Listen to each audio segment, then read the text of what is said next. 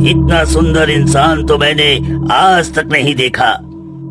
तभी जिन अपना हाथ घुमाता है तो उसके हाथों से रोशनी निकलकर राजा शाहबीरम और उसके सैनिकों के पास आती है। तो राजा और सब लोग गहरी नींद में सो जाते हैं। मैं इन सबको अपने जादू से गहरी नींद में सुला दिया है।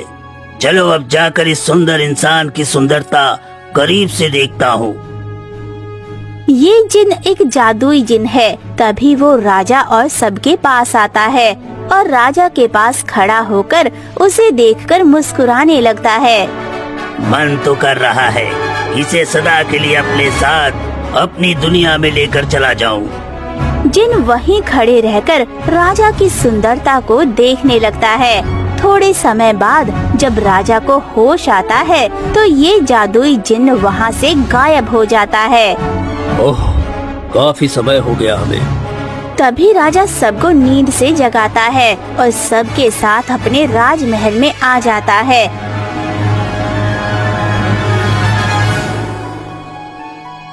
महाराज, आपको आने में इतना समय कैसे लग गया? रानी साहिबा, हम एक स्थान पर आराम करने बैठ गए थे। हमें बहुत भूख लगी है। तुरंत हमारे लिए जलपान की व्यवस्था कीजिए। तभी रोज की तरह राजा अपनी रानियों के साथ खाना खाने लगता है। रात का समय राजा शाहबीरम रोज की तरह घर की छत पर बैठा था। तभी वहाँ जादुई जिन उड़ते हुए आसमान में आता है और राजा शाहबीरम को देखने लगता है। ये जादुई जिन राजा शाहबीरम की सुंदरता का दीवाना बन चुका था।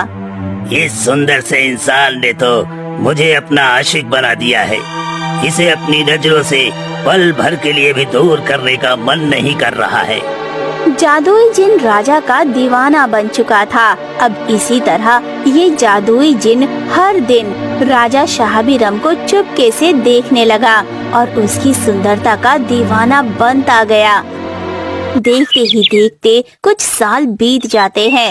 एक शाम राजा शाहबीरम जंगल में एक पेड़ के नीचे अपने सैनिकों और अपने मंत्री चमन लाल के साथ बैठा आराम कर रहा था। तभी ऊपर आसमान में वही जादुई जिन आता है। इतने सालों से मैं इस सुंदर से आदमी पर नजर रख रहा हूँ। इसे अब हासिल करना ही होगा। पर अगर मैं इसके असली रूप में इसके सामने आ गया तो ये मुझे देखकर डर भी सकता है। और अगर इसे कुछ हो गया तो नहीं, मैं इसके सामने किसी और रूप में जाता हूँ। तभी जादुई जिन नीचे जमीन पर आता है और एक सुंदर से घोड़े का रूप धारण करके राजा शाहबीरम और उसके सैनिकों के पास आकर खड़ा हो जाता है। महाराज, देखिए कितना सुंदर घोड़ा है। ऐसा घोड़ा तो मैंने आज तक नहीं देखा। हाँ, वाकई में ये घोड़ा काफी सुंदर है। ऐसा सुंदर घोड़ा तो हमारे पूरे राज्य में नहीं होगा महाराज। हम ऐसा करते हैं, इसे अपने पास रख लेते हैं। ठीक है मंत्री जी, इस घोड़े को मेरे पास लेकर आइए। मंत्री उठकर उस सुंदर से घोड़े के पास आता है तो वो घोड़ा आगे चला जाता है। मंत्री फिर उसके करीब जाने लगता है तो घोड़ा मंत्री से और दूर चला जाता है। अरे, ये घोड़ा तो मुझे देखकर आगे ही आता जा रहा है। और वो राजा के पास आकर रुक जाता है। रुक जाओ सैनिक। तभी राजा उस घोड़े के पास आता है और उसके पेट पर अपना हाथ रखकर उसके पेट को सहलाने लगता है। कितना सुंदर है ये घोड़ा। तभी राजा उस घोड़े के ऊपर बैठ जाता है। महाराज, लगता है ये घोड़ा आपका दीवाना है। ये तो मुझे अपने पास भी नहीं आने दे रहा है और आपको अपनी पीठ पर बैठने दिया। तभी वो सुंदर सा घोड़ा जो एक जिन है वो बड़ी तेजी से राजा को लेकर वहाँ से चला जाता है। मंत्री जी, वो घोड़ा राजा साहब को लेकर कहाँ चला गया? शायद राजा साहब सैर करने गए हैं। सभी वहीं बैठकर राजा और उस घोड़े के आने की राह देखते हैं। करीब 2 घंटे बीत जाते हैं पर अब तक वहाँ ना राजा आया था और ना ही वो घोड़ा। महाराज अब तक लौट कर क्यों नहीं आए? कहीं इस घोड़े ने महाराज को कोई हानि तो नहीं पहुंचाई? हमें चलकर देखना होगा। तभी मंत्री और सैनिक राजा को तलाश करने उस जंगल में आगे की ओर जाते हैं। अब काफी समय तक घूमने के बाद उन्हें राजा शाहबीरम और उस घोड़े का कोई पता नहीं चलता। आखिर वो घोड़ा महाराज को कहाँ ले गया? तभी मंत्री को सामने राजा की तलवार पड़ी दिखाई देती है, जो खून से भरी हुई थी। अरे, ये तो महाराज की तलवार है, पर ये खून में कैसे? सब उस तलवार को देखकर दंग रह जाते हैं। कहीं महाराज को किसी ने जान से तो नहीं मार दिया? सब ये रहस्य देखकर अचंभित हो जाते हैं। अगर राजा को किसी ने मार दिया है तो ये बात मेरे लिए सोने पे सुहागा जैसी है, क्योंकि मेरी नजर कब से राजा की संपत्ति और उसके राज दरबार पर है। मंत्री जी, अब क्या करें? सैनिकों, मुझे लगता है राजा साहब अब इस दुनिया में नहीं रहे। अब मुझे ही राजा बनकर राजा साहब के राजकाज को आगे बढ़ाना होगा।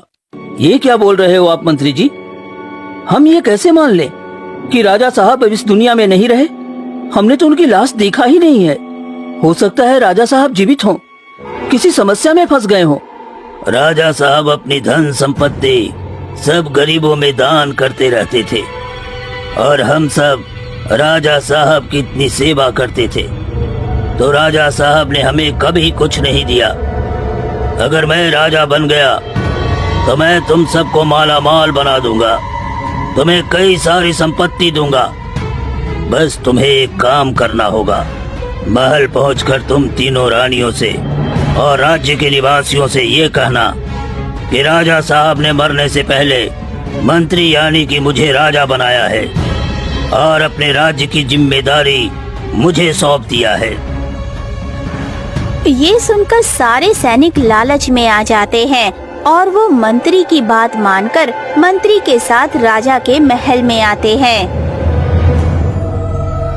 रानी साहिबा, आप तीनों के लिए एक दुख भरी खबर है।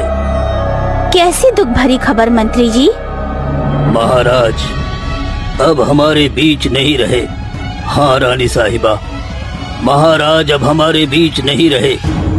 जंगली जानवरों ने राजा साहब पर हमला करके उन्हें जान से मार दिया।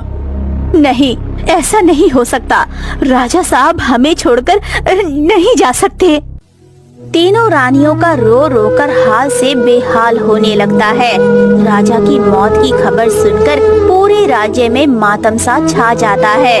मंत्री और सैनिक सबको राजा की मौत की अनगिनत कहानियां सुनाने लगते हैं।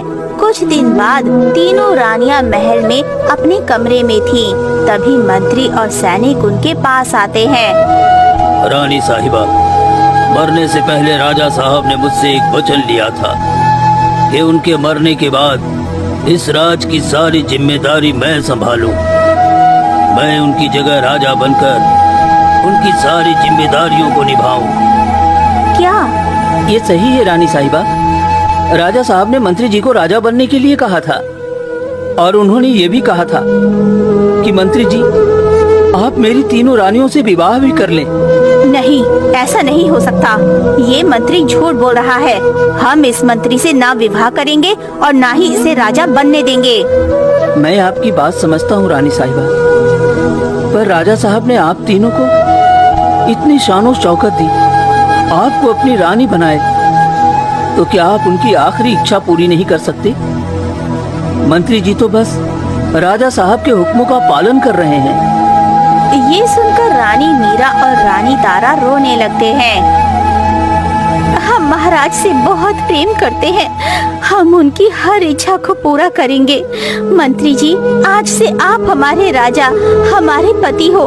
हम आपसे विवाह करने के लिए तैयार हैं। ये क्या बोल रही हो तुम?